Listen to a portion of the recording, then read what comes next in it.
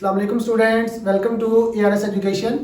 आज हम फिजियोलॉजी का लेक्चर नंबर 1 डिस्कस करने जा रहे हैं।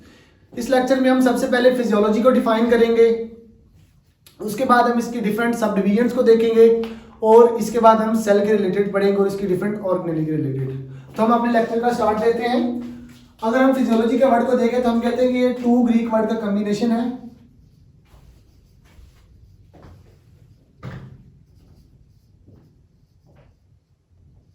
एक वर्ड हमारे पास फाइसिस है और दूसरा हमारे पास लोगोस है। अगर हम फाइसिस का मीनिंग देखें तो हमारे पास नेचर और लोगोस का साइंस या स्टडी। अगर हम फिजियोलॉजी को डिफाइन करें तो हम कहते हैं कि it is the branch of biology that deals with the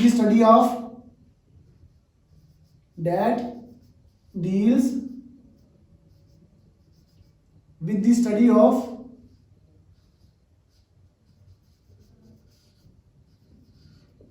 functions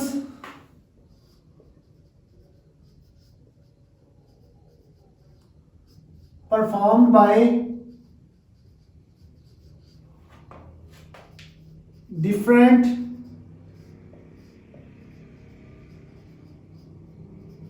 body parts। जो फिजियोलॉजी है वो हमारे पास बायोलॉजी की एक ब्रांच है जो कि डील करती है with the study of different functions performed by different structures. हम कहते हैं कि जो हमारी बॉडी में डिफरेंट पार्ट्स होते हैं जो कि डिफरेंट फंक्शंस परफॉर्म करते हैं और इन डिफरेंट फंक्शंस की जो हम स्टडी को हम फिजियोलॉजी कहते हैं। इसके बाद हम इसकी डिफरेंट सब डिवीजन्स को देखने जा रहे हैं। इसकी हम सब डिवीजन्स को 3 बेसिस पे डिस्कस कर सकते हैं। एक on the basis of organism, दूसरा on the basis of organizational level और थर्ड हम on the basis of systematic function. अगर हम on the basis of organism देखें तो हम कह सकते हैं या तो हम ह्यूमन फिजियोलॉजी को डिस्कस करते हैं या हम प्लांट फिजियोलॉजी को भी डिस्कस करते हैं।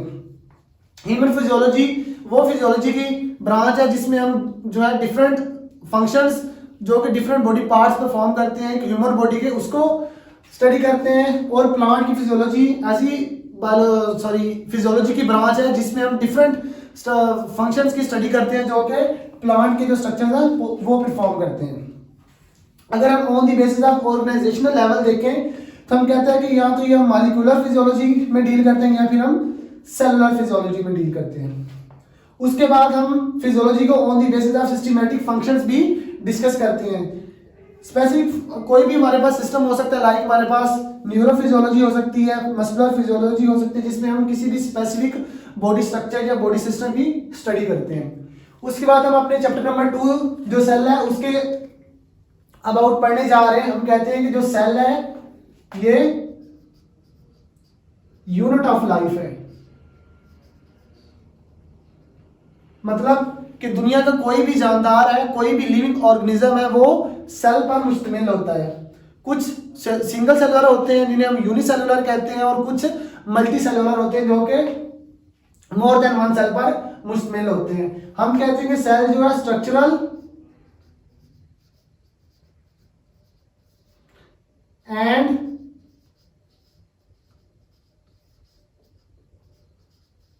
Functional unit of life. हम कहते हैं कि जो हमारे पास सेल है वो structural and functional unit of life है। अब हम सेल के डिफरेंट पार्ट्स को देखने जा रहे हैं। जो हमारे पास मेन जो सेल के पार्ट है वो हमारे पास एक इसका साइटोप्लाज्म है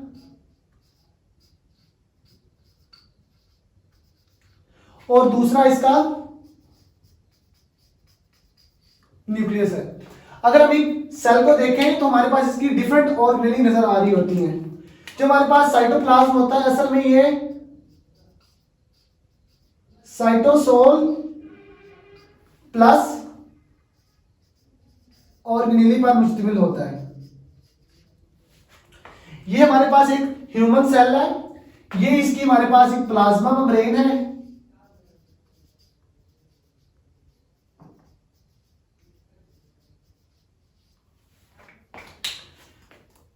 ये हमारे पास एक स्ट्रक्चर नजर आ रहा है जो कि हमारे पास है माइटोकॉन्ड्रिया, जो कि power house of the cell है। ये हमारे पास एक स्ट्रक्चर नजर आ रहा है जो कि हमारे पास न्यूक्लियस के साथ, जो न्यूक्लियस की जो आउटर मेम्ब्रेन है उसके साथ कॉन्टिन्यूअस है। इस स्ट्रक्चर को हम एंडोप्लाज्मिक रेटिकुलम कहते हैं और इसको हमने न्यूक्लियस का नाम दिया है। और ये ऑर्गेनेल जो हमें नजर आ रही है ये हमारे पास गोल्जी कॉम्प्लेक्स है, जिसे कि हम गोल्जी अपरेटस भी बोलते हैं। इसके बाद हम कंपोजिशन ऑफ सेल को देखने जा रहे हैं कि सेल में कौन कौन से कंपोनेंट्स हो सकते हैं। सबसे पहले हम कह सकते हैं कि जो मेजर क्वांटिटी में होता है वो वाटर होता है, जो कि एक सेल में मैक्सिमम पाया जाता है। इसकी अगर हम परसेंटेज देखें तो एक सेल में ये 65 to 80% तक हो सकता है। आगे हम फर्दर इसके कंपोनेंट्स देखें तो जो हमारे पास दूसरे नंबर पे है वो हमारे पास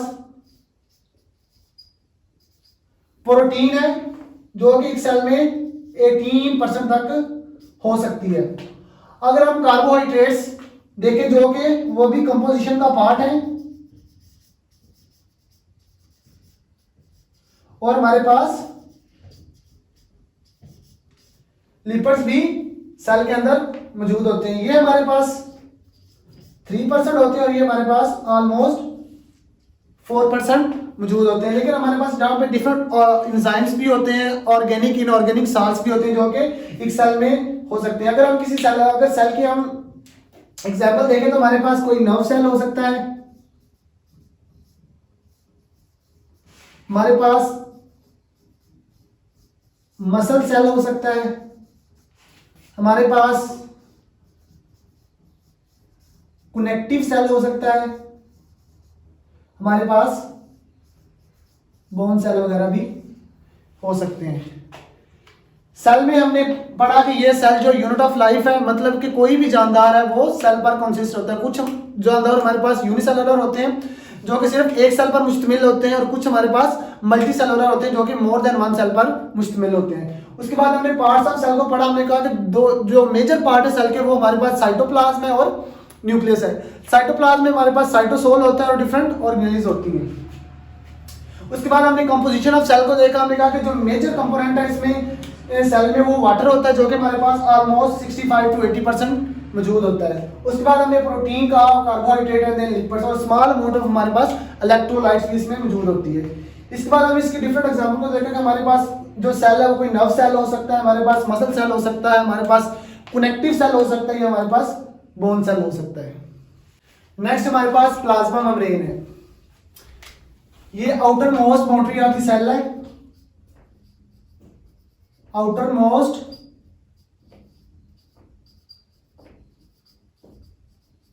बाउंड्री ऑफ अ सेल।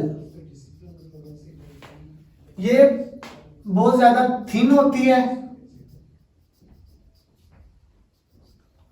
और अगर हम इसके डायमीटर की बात करें जो कि 8 to 10 नैनोमीटर इन डायमीटर होती है। इसके बाद हम प्लाज्मा मेम्ब्रेन की कंपोजिशन को देखने जा रहे हैं कि प्लाज्मा मेम्ब्रेन में कौन कौन से ग्लिसरीन या कौन कौन से कंपोनेंट्स होते हैं। हमारे पास इसमें प्रोटीन हो सकती हैं, लिपिड्स हो सकते हैं, और हमारे पास स्मॉल अमाउंट में कार्बोहाइड्रेट्स भी मौजूद होते हैं जो कि हमारे पास स्पेसिफिकली ओलिगोसैकेराइड्स होते हैं।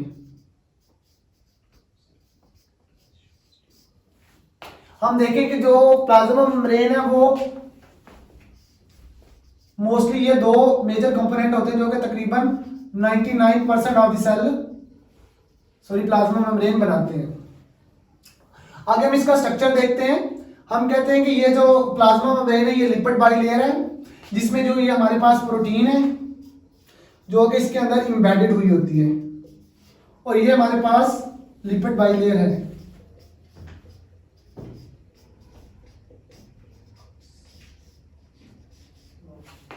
ये हमारे पास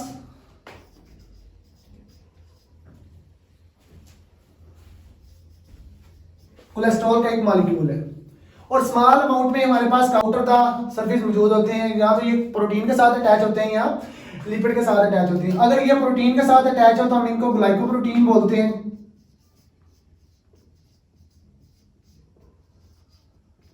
और अगर ये लिपिड के साथ अटैच हो तो हम इनको ग्लाइकोलिपिड बोलते हैं। ये दोनों सेल सरफेस मार्कर के तौर पे एक्ट करते हैं।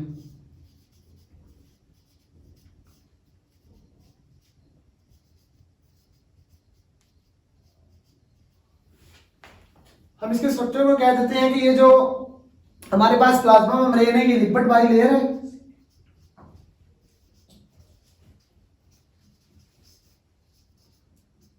जिसमें प्रोटीन इंबेडेड हुई होती है।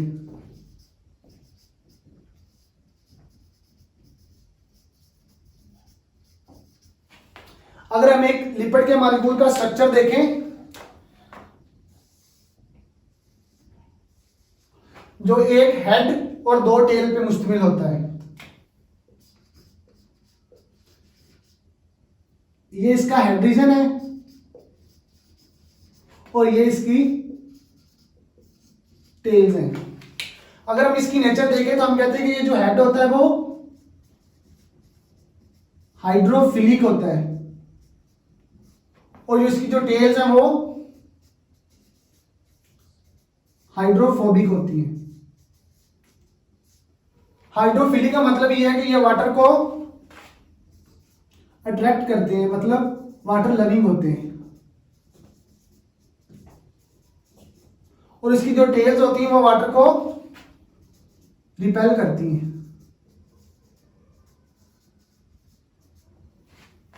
आगे हम इसके डिफरेंट फंक्शंस को देखने जा रहे हैं कि जो प्लाज्मा मेम्ब्रेन है ये कौन कौन से जो फंक्शन है वो परफॉर्म करती है। अगर हम देखें तो ये हेल्प करती है पैसेज ऑफ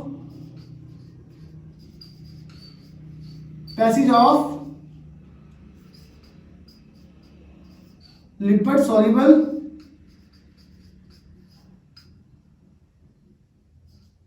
substances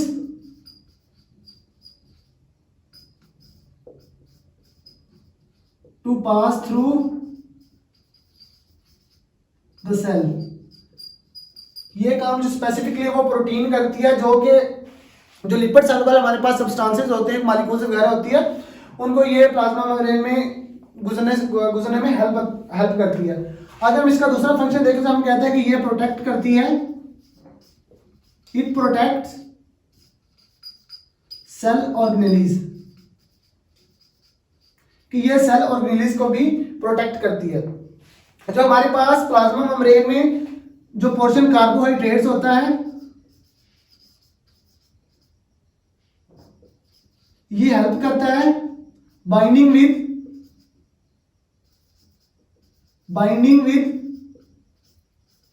हार्मोन्स, कि ये हार्मोन्स के साथ बाइंड होता है और उनके साथ बाइंड होने में हेल्प करता है। हार्मोन हमारे पास लाइक इंसुलिन वगैरह हो सकते हैं।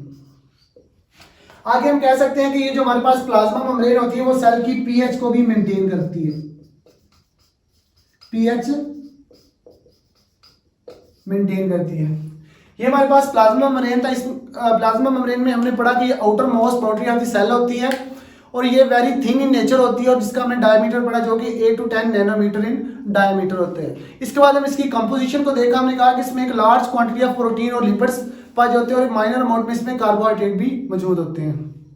उसके बाद हमने इसको स्ट्रक्चर को देखा, हमने कहा कि ये लिपिड बाइलेयर होती है जिसमें प्रोटीन इंबेडेड हुई होती है। उसके बाद हमने एक लिपिड मॉलिक्यूल का स्ट्रक्चर देखा, और उसके बाद हम इसके डिफरेंट फंक्शन